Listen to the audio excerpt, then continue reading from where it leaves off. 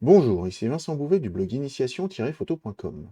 Aujourd'hui, nous allons aborder les modes de fusion dans Photoshop. Nous voici dans Photoshop face à un portrait libre de droit téléchargé sur pexel.com.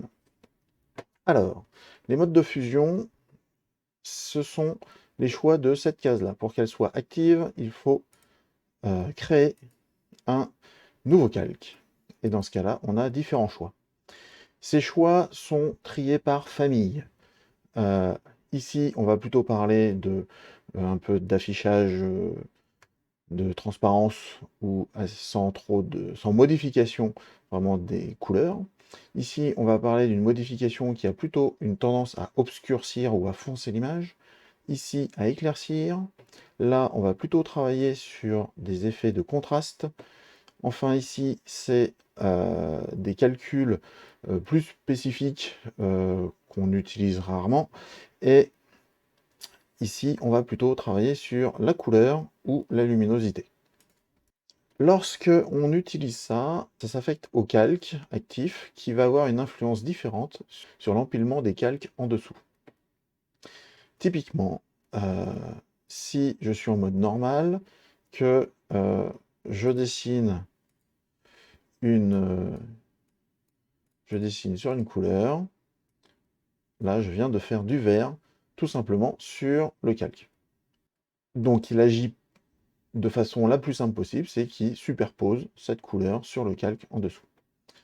Avec ce réglage-là, on peut régler la force de ce calcul-là. Donc le calcul, c'est simple, c'est juste une superposition. Et en fait, là, on vient régler vraiment l'opacité. Mais derrière le terme opacité, il faut comprendre la force que le calcul est réalisé par le mode de fusion effet. C'est-à-dire que plus on est à 100%, on est à 100% de l'efficacité du calcul, et si on est à 50%, on n'est qu'à 50% de l'effet rendu par le calque, quel que soit le mode de fusion qu'on a choisi. Le deuxième, c'est fondu. Là, on voit une sorte de dispersion de petits points, et en fait, là, on va voir, c'est le pourcentage de pixels affichés. Là, on est à 89% des pixels affichés de ce calque-là. Le reste étant complètement transparent.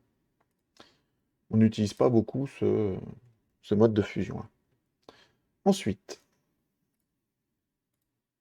si je prends un autre calque et je viens lui mettre obscurcir, par exemple, et je prends une couleur noire et que je dessine sur ce calque, forcément, je dessine du noir. C'est dessus puisque c'est la puissance maxi. Par contre, j'annule. Si je prends une couleur, un gris, et que j'appuie dessus, je viens obscurcir l'image. Alors avec un certain rendu, ici, on a une vision du gris, des aplats de gris, mais si vous choisissez le second, vous avez un effet d'ombre sur le visage. Et donc, vous avez différents modes de calcul, mais qui ont, comme vous le voyez, tous tendance à assombrir plutôt l'image, soit vraiment sur le niveau de luminosité, soit sur une forme de saturation aussi des couleurs, plus ou moins forte. Ici, si on dessine avec du noir complet, je suis à fond et ça fait du noir. Par contre, si je dessine avec du blanc, en fait, ça fait comme si je n'avais pas de calque. Donc pour tout ce pavé-là, la couleur blanche est neutre. Ce qui est inverse du second pavé, où là, le but, c'est d'éclaircir. Alors, je choisis superposition, par exemple. Je supprime ce qu'il y a sur mon calque. Si je dessine en noir, ça n'a pas d'effet. C'est ce qu'on vient de voir avant. Si je dessine en blanc, j'ai l'effet maximal. Et par contre, si je dessine en, euh, en niveau intermédiaire, j'éclaircis mon image avec plus ou moins de force, avec cette couleur, ce niveau de gris que j'ai utilisé. Ici, et comme pour le premier groupe, en fonction de l'option, on va avoir des rendus qui seront plus ou moins puissants et légèrement différents, aussi au niveau du rendu des couleurs, pas que de la luminosité. Alors, incrustation. Incrustation, on va par exemple créer des effets.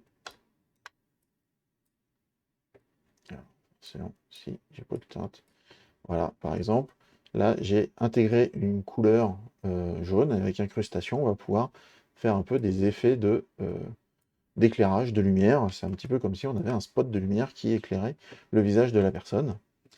Et de la même manière, on va avoir des rendus plus ou moins puissants sur ce mode-là, jusqu'à des mélanges extrêmes pour le traitement. Pour chacun, je vous rappelle, par exemple, le mélange extrême ici, là, en fonction de la puissance que vous avez, on est plus ou moins extrême. D'accord? Donc on a toujours ce potentiomètre de réglage, quel que soit le mode de fusion utilisé. Je supprime encore tout ça. On saute ce pavé-là qui est très spécifique et on se sert quasiment jamais. Et par contre, par exemple, on va utiliser l'onglet couleur. Et là, c'est intéressant puisque si le monsieur, on veut le transformer en Hulk, on choisit sa couleur verte, on met notre calque en mode couleur, et là, on vient peindre en vert, et en fait, l'image vient complètement euh, se teindre, et avec la puissance, on va pouvoir régler la force du rendu. Là, on a des couleurs très lumineuses, ça c'est avec le choix couleur. Si vous choisissez le mode teinte, vous avez vous retrouvez aussi la couleur, mais avec un petit peu moins de luminosité. Et en fonction des cas, ça conviendra un petit peu mieux ou moins bien à ce que vous cherchez dans votre photographie. Voilà, grosso modo, le fonctionnement de ces modes de fusion. Maintenant, ils sont très utilisés aussi par rapport au calque de réglage. Là, je viens d'afficher une courbe. Cette courbe, je la laisse complètement sans inchanger, je ne paramètre pas la courbe en elle-même. Par contre, si je viens choisir un mode de fusion, elle agit quand même, comme ici, superposition, on vient éclaircir. C'est une bonne manière de remplacer l'effet de la duplication du calque. Ça, vous verrez peut-être ça aussi de temps en temps. Vous dupliquez votre calque et vous faites produit. En fait, le rendu ici en dupliquant le calque est exactement le même que si vous prenez un masse de fusion sans changer les paramètres de celui-ci. Bien sûr, si vous le changez, vous allez encore accentuer l'effet. L'avantage de plutôt procéder avec un calque de fusion, c'est que là, vous n'avez pas une double quantité de données à sauvegarder. Vos fichiers seront plus légers à utiliser ça plutôt que ça. Donc là, de la même manière, on peut choisir les différents effets que l'on souhaite. Si je garde mon effet produit, je peux régler aussi son intensité avec le potentiomètre. Et si je veux faire plus fort qu'une fois, je peux encore dupliquer ce calque et je viens les empiler pour encore accentuer et je viens faire du réglage fin au fur et à mesure.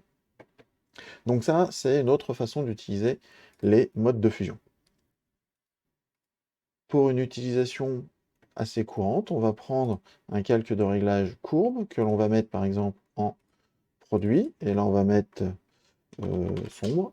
On va refaire un calque de fusion, et là on va choisir superposition, on va mettre clair, et nos masques ici, nous allons les inverser, donc on les sélectionne, on fait CTRL-I pour les inverser, donc là c'est comme si je n'avais absolument rien fait. Cependant, là, si on prend un pinceau et que avec la couleur blanche, on vient tracer au bon endroit, on va pouvoir, alors plus pas très élevé, hein, je prends 4%, c'est déjà très très fort, je vais pouvoir, donc là je suis sur les sombres, j'arrive à assombrir certaines zones.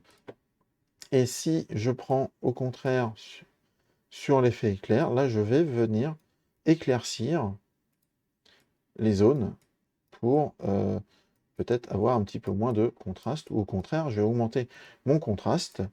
Donc là, par exemple, l'éclair, je veux les éclaircir encore. Donc je viens éclaircir toutes ces zones claires, là, ici. Et les zones sombres, pour le coup, pour donner un petit peu plus de présence au regard, je viens assombrir tout le regard, là, ici. Donc là, par exemple, juste en ayant fait ces deux réglages-là, j'ai accentué et modifié un petit peu l'expression de la personne, juste en ayant fait quelques masses de fusion, puisque je n'ai absolument pas changé les paramètres des courbes. J'aurais pris exposition, j'aurais pris les niveaux, c'était exactement la même chose. J'aurais obtenu le même résultat. Dernier point à voir, les modes de fusion, on les a par calque, mais on peut aussi les avoir sur les outils de tracé, comme les dégradés ici, on peut choisir, comme le pinceau, on peut aussi les choisir. Et là, je prends l'exemple de couleur qui est le plus marquant. Je prends je duplique mon fichier. Donc là, je ne travaille pas sur un calque à part. Je prends vraiment un calque de données. Donc là, je le duplique pour pas le perdre, mais en fait, celui-là, je m'en sers pas. Je prends mon pinceau, je choisis mon vert, je choisis teinte, et je viens dessiner directement. Alors là, je suis à 0,4%, je me mets à 100%, et je viens dessiner directement dessus. C'est exactement la même chose que ce que l'on a vu avant, à la différence que là, je suis vraiment sur un calque de pixels. Donc là, je ne peux pas revenir après et dire, bah, finalement, c'était pas teinte, c'était couleur que je voulais. Et bah là, ça marche plus. Ça ne change pas, puisque là, j'ai vraiment changé des pixels.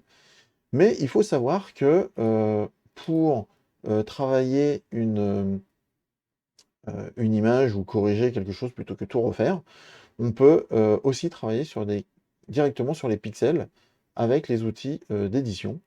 Et moi, je ne vous le conseille pas, je vous conseille d'utiliser des calques pour avoir un travail non destructif, mais vous pouvez directement travailler sur les images bitmap avec les modes de fusion.